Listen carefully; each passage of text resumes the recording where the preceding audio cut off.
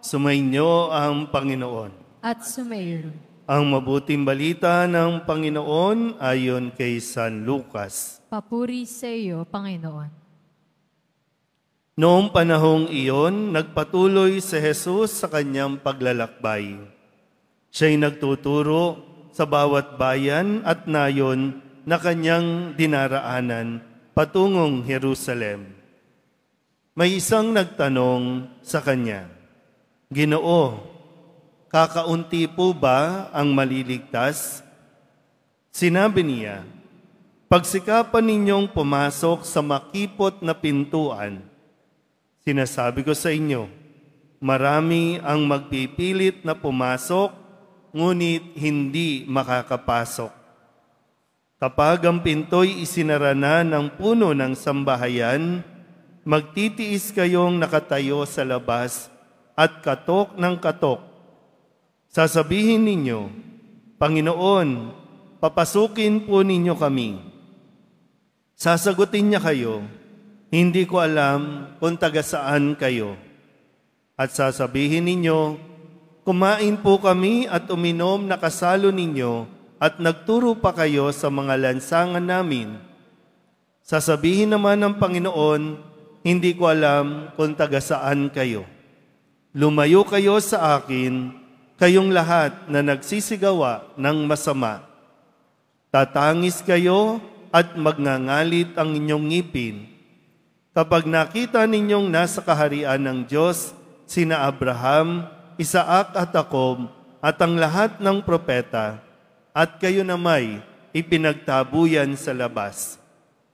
At darating ang mga tao, buhat sa silangan at kanluran, sa hilaga at timog, at dudulog sa hapag sa kaharian ng Diyos. Tunay ngang may nahuhuling mauuna at may nauunang mahuhuli." Ang mabuting balita ng Panginoon. Pinupuri ka namin, Panginoong Hesukristo. Magsiupo muna ang lahat. Isang magandang hapon sa inyo pong lahat. Tayo po ay nasa ika-21 linggo sa karaniwang panahon.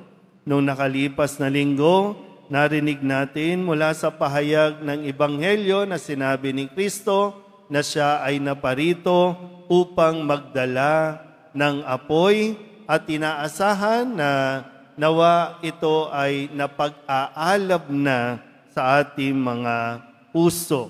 Apoy, no? At ang apoy ay sumisimbolo sa Espiritu, at itong Espiritu ang nagbibigay sa atin ng mga biyaya. Sabihin nyo nga sa katabi ninyo, pinagpala ka na. Kung pinagpala na tayo, huwag sanang sayangin, huwag sanang mauwi sa wala. Kasi baka naman pinagpapala na nga tayo, pero hindi naman tayo makakarating sa langit. Yung gustong pumunta ng langit, pumalakpak nga. Baka mayroong ayaw. Dalawa lang ang pupuntahan natin, langit at impyerno. Saan tayo dyan? Kaya nga mayroon tayong tinatawag na kabilang buhay. Buhay natin ngayon at ang mahalaga, kasi ang buhay natin ngayon ang magdidetermine kung ano ang magiging buhay natin sa kabila. Buhay ba na walang hanggang paghihirap o buhay na walang hanggang kapayapaan? Mamili ka. Ikaw din ang magdidesisyon yan. Bagamat ibinibigay na ng Diyos ang lahat ng paraan, ang lahat ng daan para makarating tayo sa langit. Kaya nga ngayon, ang tanong na iniiwan dito, nung may lumapit sa Poong Jesus Nazareno, at ang kanyang tanong, Ginoo, kakaunti po ba ang maliligtas? Siguro, no, nung panahong iyon, ang pananaw kasi ng mga Israelita, sila lang ang maliligtas. Dahil ang mga Israelita, ang bayang Israel, sila ang bayang pinili ng Diyos.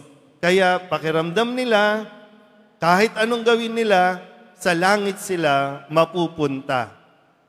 Pero kung narinig ninyo ang pahayag mula sa aklat ni Propeta Isaías, ang sabi dito, titipunin ng Diyos ang lahat ng bansa, ang mga taong iba't iba ang wika. So binubuksan ang kaharian, binubuksan ang kaligtasan, hindi lang sa Israel, kundi sa iba't ibang lahi pa.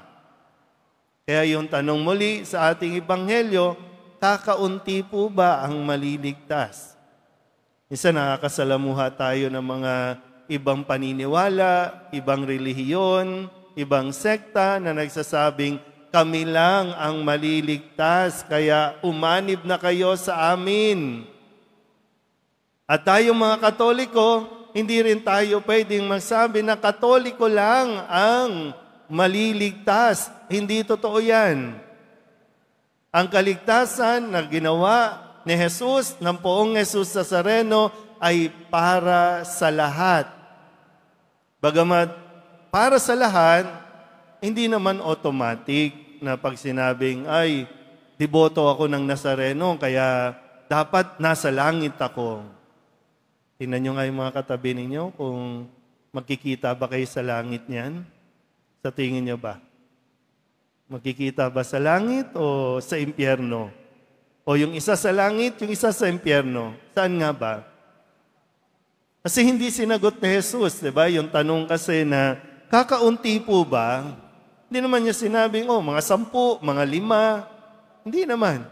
Ang sinabi niya dun sa nagtanong, kasi hindi mahalaga kung baka kasi siya, ina-assume niya na kasama siya doon. Kaya ang sabi ni Jesus, pagsikapan ninyong makapasok sa makipot na pintuan. So yung, imagine niyo po, ha? So yung pintuan ng langit pala, hindi kasing luwag ng pintuan natin dito sa simbahan, doon sa harapan, sa gilid. Makipot ang pintuan. Isa lang ang kakasya. Hindi pwede magsabay-sabay. Isa lang ang kakasya. Makakapasok ka kung, sabi dito, pagsisikapan mong makapasok sa makipot na pintuan. Hindi ka makakapasok kung marami kang bitbiting maleta. Hindi ka makakapasok kung maraming nakadikit sa iyo. Tatanggalin mo at kailangan mong tanggalin yan.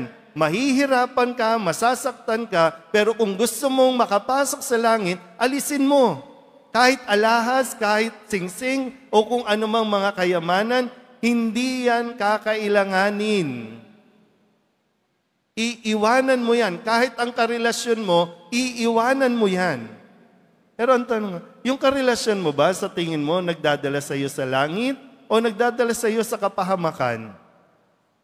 Kung yung karelasyon mo ngayon, pag-isipan mo na ng mabuti, kung yan ba ang magiging daan o nakakatulong sa iyo para makapasok sa langit, stay. Pero kung sa tingin mo, yan ay magdadala sa iyo sa impyerno, iwan mo na hanggat maaga pa. Kaya nga sabi sa sulat sa Hebreo, ipinapaalala sa atin na